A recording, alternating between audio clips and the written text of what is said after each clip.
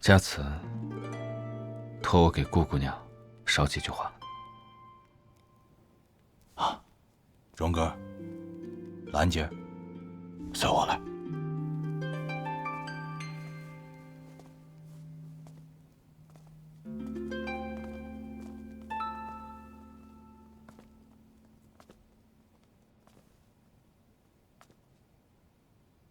你还好吗？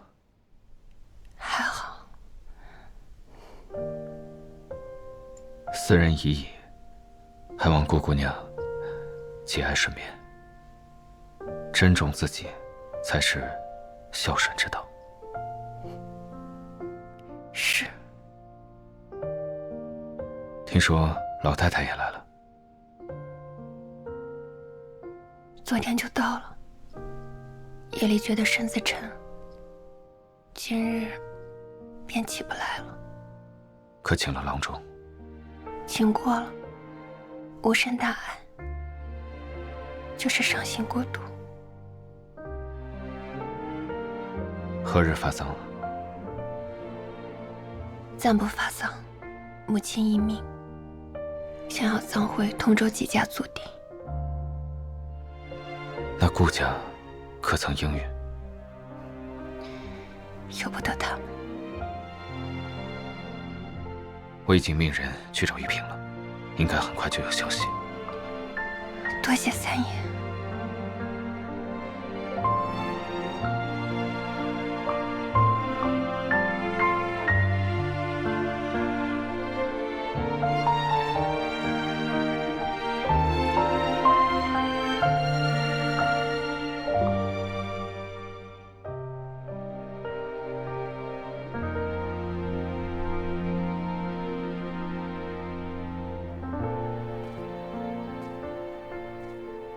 要不是你把玉萍找来，娘根本就不会死。也怪我，居然会相信你的鬼话。什么你想吃当年的李记糖炒栗子了？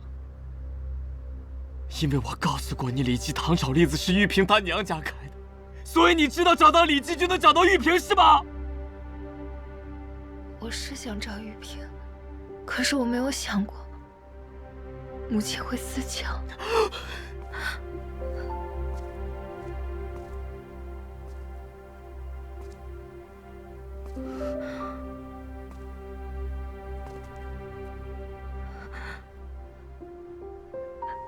原来如此。我说为何今日你这般古怪？原来玉萍是你帮着找到的。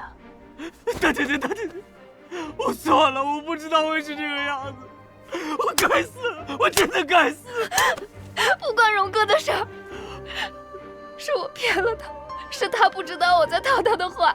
你要杀要剐，只管冲我来便是。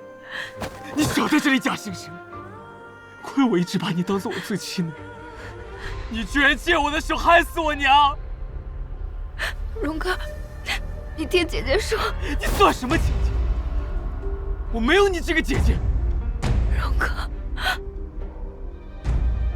我打算去顺天府状告顾德昭逼死发妻。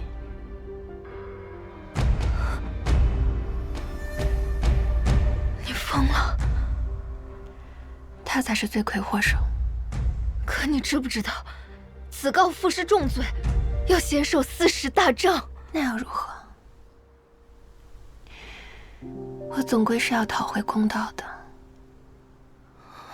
就算你不怕受皮肉之苦，可一旦这样，我们顾家的名声就全毁了。你将来不想嫁人了吗？荣哥的前程，荣哥前程你不要了吗？我不是来同你们商量的，我就是过来告诉你们一声。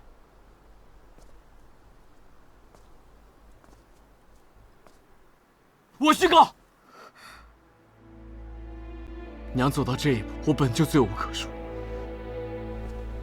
我去告吧，这40杖我来受。好，等我写完状子，过来请你一统军民。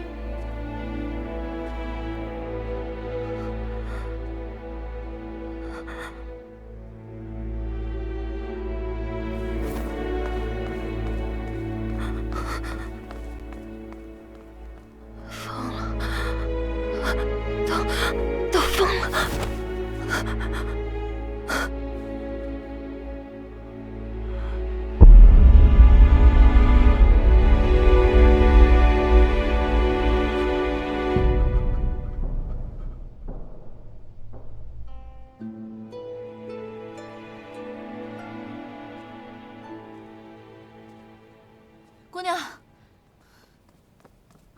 我这样去找您，陈护卫来信说玉嫔找到了。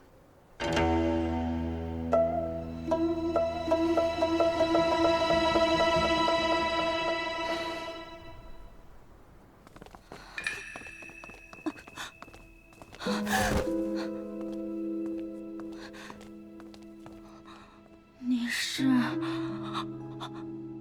大姑娘。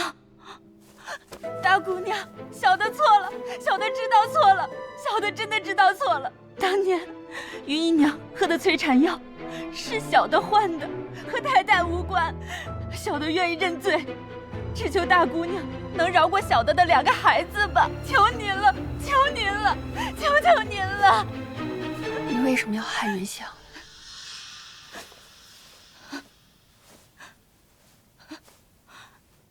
那年，太太想抬个屋里的人分宋姨奶奶的宠，小的就动了那不该有的心思，还去求了太太。谁知太太竟抬了云香，还命小的去伺候她。云香仗着肚子里有了孩子，成天指示小的做这做那，小的实在是气不过，就把催产汤当保胎药端给了云香。就因为太太抬了云香，没有抬你，你就不惜害了她的命。小的该死，是小的该死，小的该死。小的也不知道那时候是怎么想的，就和中了邪一样。所以你也是连着老爷的？不是，小的也不知道什么练不练的。那时候只觉得自己是陪嫁丫鬟，是注定要给老爷做姨娘的。谁知太太却点了云香，又说小的性子不好，让小的在外院的小子里挑一个人嫁了。小的不想嫁给下人，所以就……你杀了人，却只是被撵出了顾府，也算是逃过一劫。为何突然回来诬陷顾夫人呢？小的也不是诚心要回来诬陷太太的，是二姑娘和宋姨奶奶突然找了过来，旧事重提，问小的当初是不是太太换的药。小的总不能说是小的自己换的呀，随口便说是。谁知宋姨奶奶说，若小的愿意当着老爷的面揭开，就赏小的200两银子。小的见钱眼开，就……小的该死，小的该死，小的该死！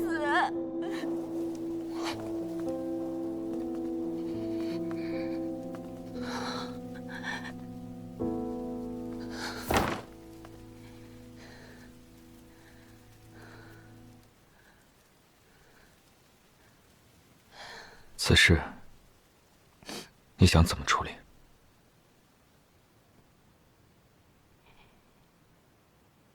你能将玉嫔的公司给我吗？本来就是要给你的，你想如何做？如果我告去顺天府，他会被罢官吗？我可以让他罢官。那就揭开。我本来也是要将他告上公堂的。你确定要告令尊？你是不是觉得我疯了？我知道，我母亲并非死于我父亲之手，这官司我多半是打不赢的。可我没想打赢，我就想让他身败名裂。但你知不知道，以此告父，不论对错，先受杖则死时。我知道。但我甘愿承受。我母亲走上这条绝路，皆因她而起。我不想让她平安无事。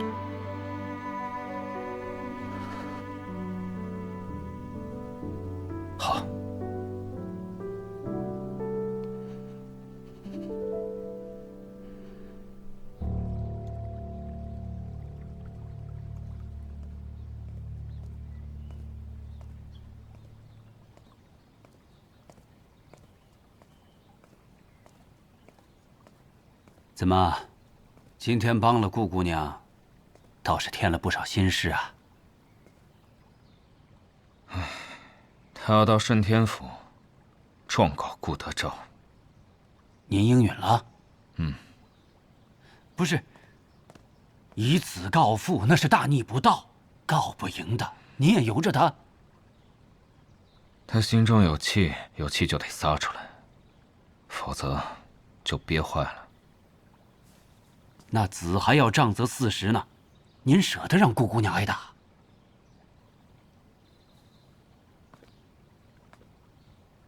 这就是我选你来的用意。景宁17年，真定府秀才朱正荣以子告父，却因其父十恶不赦，免受杖责。你再寻几桩同样的判例，我去拿给姚平。您是要为此事改动律法？律法无外乎人情嘛，更何况这个顾德昭本就有罪。对了，再找几个言官，上书弹劾顾德昭，宠妾灭妻，先把风吹起来。他既要告，我自当替他把路铺平。难道不是应该劝阻顾姑娘才对吗？你不懂。三爷，刚收到的消息。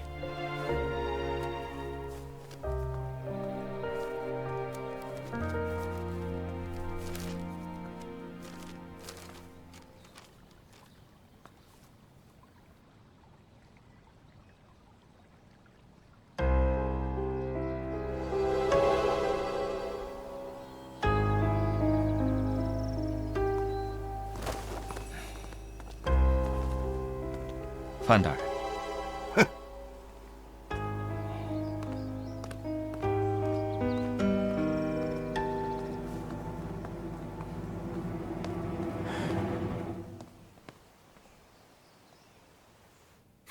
范川这个老匹夫，一贯是刚愎自用，对海运之力是视而不见，硬逼着要通河槽。结果今天钦天监说，今年的天气和往年不同，夏汛可能要提前了。夏汛要提前，那黄淮两岸岂不是又要泛滥？朝廷得预备赈灾啊！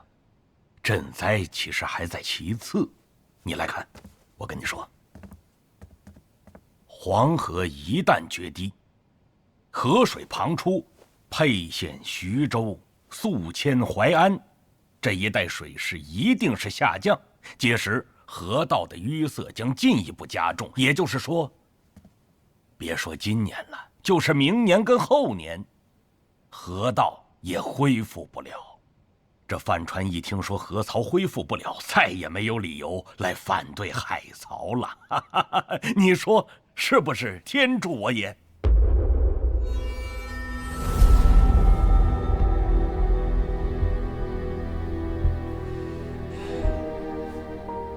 你找我有什么事儿？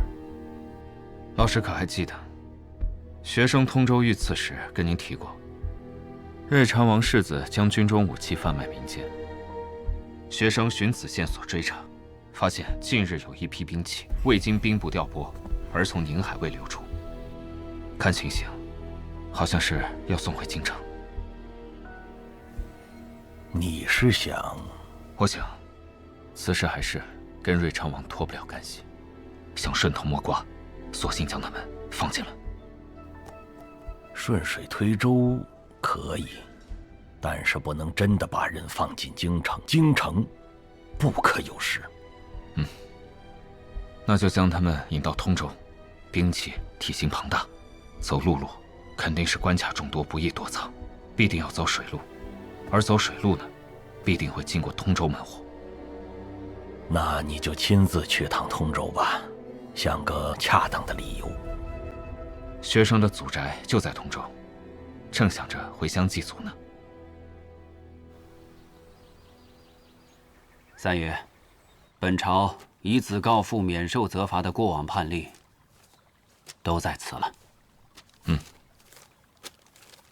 你再去趟山东吧，把这封信交给河道衙门的潘云成。为何突然去找他？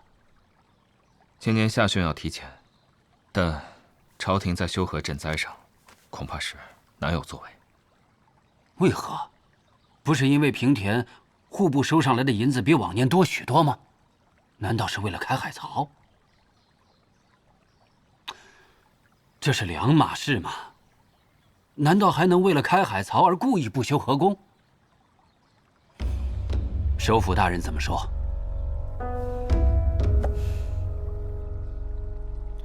我刚从文渊阁回来，我不能越过老师要求户部。潘大人与我共事多年，你让他好好预备，他知道该怎么做的。怎么会成这样啊？明儿一早你就要扶灵回通州，一路巨事不行，不多吃点怎么行？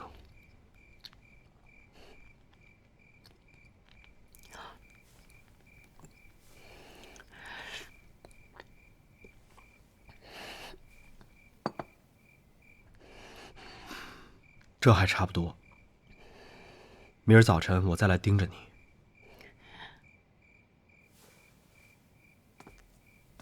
二哥哥，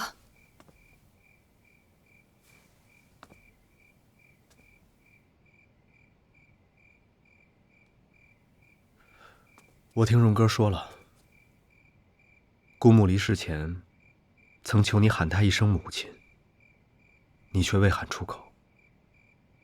如今姑母去了，你心里怕是耿耿于怀。但其实曾经，你是喊过姑母母亲的。不光是母亲，你还喊过娘。你4岁之前，姑母每年都会通州来看你。你每次都是老远就跑过去喊，一边喊娘，一边扑到她怀里。话说回来，就算你从未喊过母亲，难道在你心里没有将姑母当作母亲？我看不是。若真是那样，你为何如此难过呢？